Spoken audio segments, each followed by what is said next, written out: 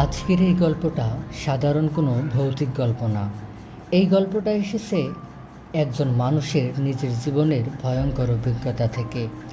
যে মানুষটি এখনও বেঁচে আছে, কিন্তু প্রতি রাতেই মৃত্যুর মতো যন্ত্রণা নিয়ে ঘুমায়। হ্যাঁ, আমি কথা বলছি আমাদের চ্যানেলের নিয়মিত একজন দর্শকের কথা। তার বড় খালুর সাথে ঘটে যাওয়া একটা ভৌতিক কাহিনী তিনি আমাদের সাথে শেয়ার করেছেন। আজ আমরা সেই গল্পটাই শুনব আরমান ভাইয়ের নিজের মুখে।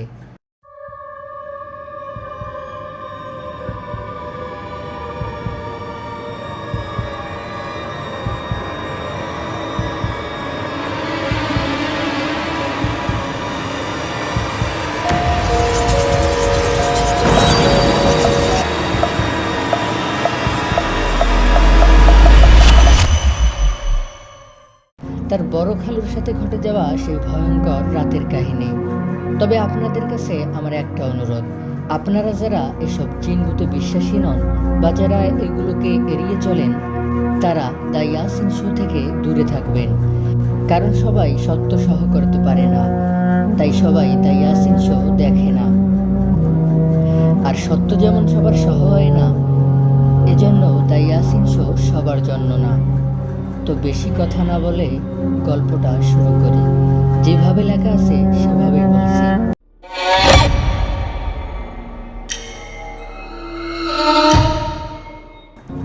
আসসালামু আলাইকুম ইয়াসিন ভাই, আমি আরমান। আমার বাড়ি মির্জাপুর নামক এক গ্রামের পাশে। আমি এখনো পড়াশোনা করি। তবে আমার বড় খালুর সাথে ঘটে যাওয়া একটা বাস্তব ঘটনা আপনার মাধ্যমে আমি দ্য ইয়াসিন শোয়ে সবার সাথে শেয়ার করতে চাই। আমি অনেক দিন ধরে আপনার চ্যানেলে ছাড়া বেশ কিছু ভৌতিক ঘটনা নিয়মিত দেখছি। অনেক ভালো লাগে আপনার সব কথা। মাঝে মাঝে দেখি আপনি বিভিন্ন প্রকার নিউজ পাবলিশ করেন। আপনার কণ্ঠে কেমন জানি একটা মায়া কাজ করে। আমাদের বাড়ির প্রায় সবাই আপনার ছাড়া ভৌতিক কাহিনীগুলো শুনে থাকে। বিশেষ করে আমার আম্মু অনেক পছন্দ করে আপনার বলা সব কথা। আমরা প্রায় আপনার ছাড়া গল্পগুলো নিয়ে আলোচনা করি। আমার আম্মু আপনার কণ্ঠ অনেক পছন্দ করেন। আর আমার আম্মুর কথাতেই আপনার কাছে আমার বড় খালুর সাথে ঘটে যাওয়া এই অস্বাভাবিক কাহিনীটা আমি শেয়ার করলাম।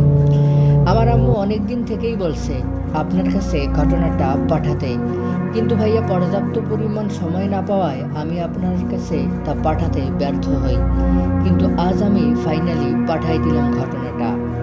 ভাইয়া, আমার কিন্তু আপনার মতো গুছায় গেছে কথা বলার অভ্যাস নাই, তাই আমার কথায় কোনো ভুল হলে সব ক্ষমার দৃষ্টিতে দেখবেন। জানি না কেউ এটা বিশ্বাস করবেন কি না, তবে এটা একটা বাস্তব ও সত্য ঘটনা। দোয়া করি আপনার চ্যানেল দ্য ইয়াসিন শো অনেক দূর পর্যন্ত এগিয়ে যাক। ঘটনাটা ঘটেছিল প্রায় 25-30 বছর আগে। আমার বড় খালু মির্জাপুর নামক এক গ্রামে বাস করতেন। তিনি প্রতিদিন প্রায় 10 কিলোমিটার পথ হেঁটে শহরে বেসিক এলাকায় কাজ করতে আসে। তিনি খুব সাহসী ও পরিশ্রমী এক মানুষ ছিলেন। বড় খালু খুব ভোরে আজান দেওয়ার আগেই ঘুম থেকে উঠে কাজের উদ্দেশ্যে বের হতো। তখন গ্রামের রাস্তা পাকা ছিল না, চারপাশে কেবল ধুলো আর নিস্তব্ধতা।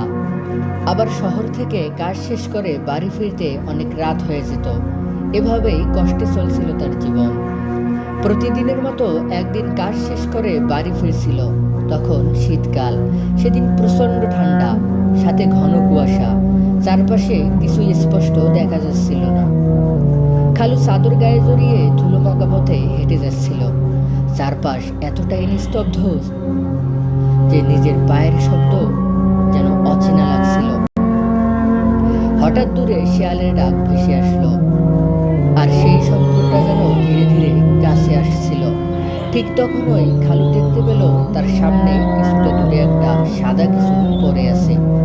প্রথমে মনে হলো কাপড়, কিন্তু একটু এগোতেই বুঝতে পারলো ওটা একটা কাফনের লাশের মতো।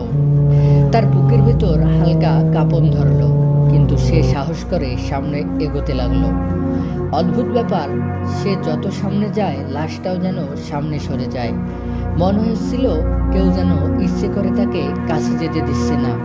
হঠাৎ একটা ঠান্ডা বাতাস তার পাশ দিয়ে বয়ে গেল, আর সেই বাতাসের সাথে ভেসে এলো ফিসফিস একটা শব্দ, ফিরে যাও। খালু থমকে দাঁড়ালো, চারপাশে কেউ নেই, কিন্তু শব্দটা যেন ঠিক কানের পাশেই কেউ বলল। সে দোয়া পড়তে পড়তে আবার সামনে এগোলো।